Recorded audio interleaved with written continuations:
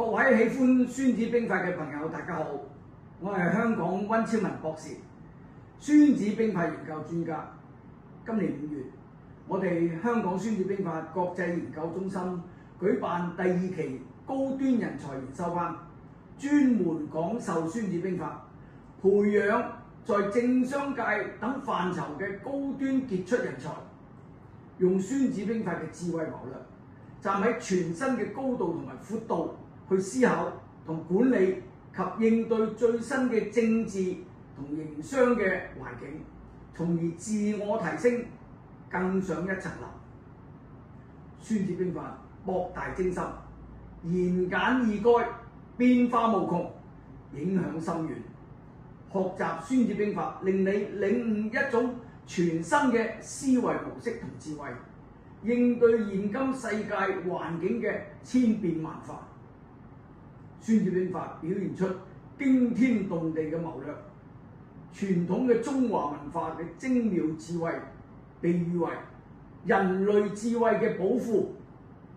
被美國嘅西點軍校編為教科書。孫子兵法誕生喺2500年前，韓信用咗佢，運籌帷幄，決勝千里；岳飛用咗佢，戰無不勝，攻無不克；毛澤東主席用咗佢，扭轉乾坤，建立新中國；鄧炳強局長用咗佢，上下同欲，忠誠勇毅；習近平總書記用咗佢，全國一心，繁榮富強。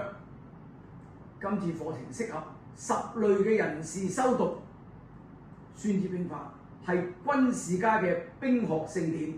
政治家嘅治國方略，外交家嘅談判法寶，企業家嘅營商寶典。今次5月份嘅課程主要用4堂嘅時間講授6項嘅內容。香港孫子兵法國際研究中心嘅眾多會員、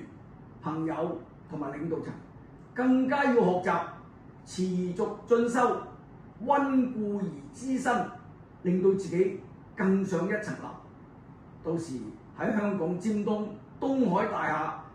與你哋一起分享孫子兵法嘅智慧。多謝各位收睇，多謝，到時見。